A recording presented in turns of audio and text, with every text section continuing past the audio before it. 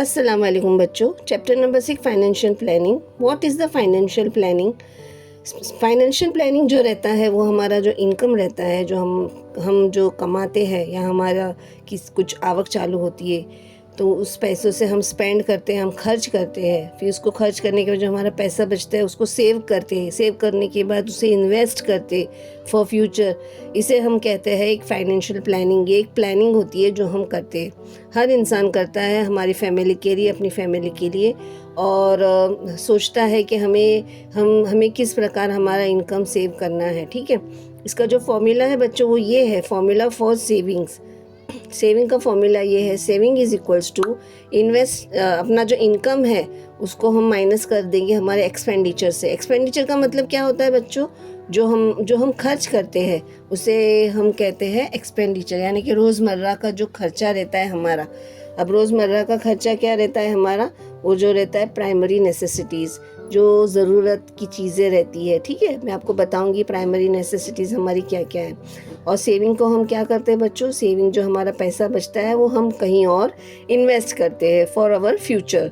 ठीक है, अब मैं बताऊंगी आपको कि प्राइमरी नेसेसिटीज़ क्या होती है। प्राइमरी नेसेसिटीज़ होती है हमारे बच्चों का एजुकेशंस, और बच्चों का एजुकेशंस होने के बाद अगर हमें कोई नई व्हीकल्स ख़रीदनी है वो हम ख़रीदते हैं। हमें अगर नया घर ख़रीदना है फॉर बाइंग आवर हाउस, हम वो ख़रीदते हैं।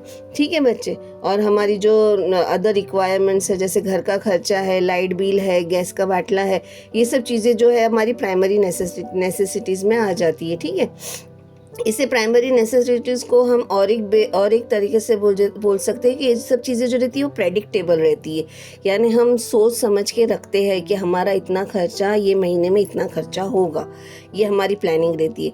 ये प्रेडिक्टेबल रहती है ना, सोच सकते हैं। अब जो अनप्रेडिक्टेबल रहते हैं, यानी बिना सोचे समझे अचानक से जो हमारी आंखों के सामने आ जाती है, जैसे कि नेचुरल डिज़ास्टर है, या तो भूकंप आ गया, या तो ज़ोरदार बारिश शुरू हो गई, अब घर बैठे खाना पड़ेगा, या मेडिकल एक्सपेंसेस हो गई, कोई बीमार हो गया हमारे घर में, उसका मेडिकल का खर्चा।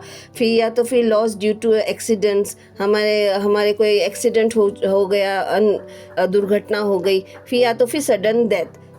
आजकल बच्चों डेथ के, मरने के पीछे भी बहुत सारा खर्चा होता है। इंसान जब मर जाता है तो ये जो सब चीज़ें रहती है वो बिना सोचे समझे रहती है। अब जो हमारा सेविंग जो बचता है उसको हम इन्वेस्ट करते हैं फॉर फ्यूचर।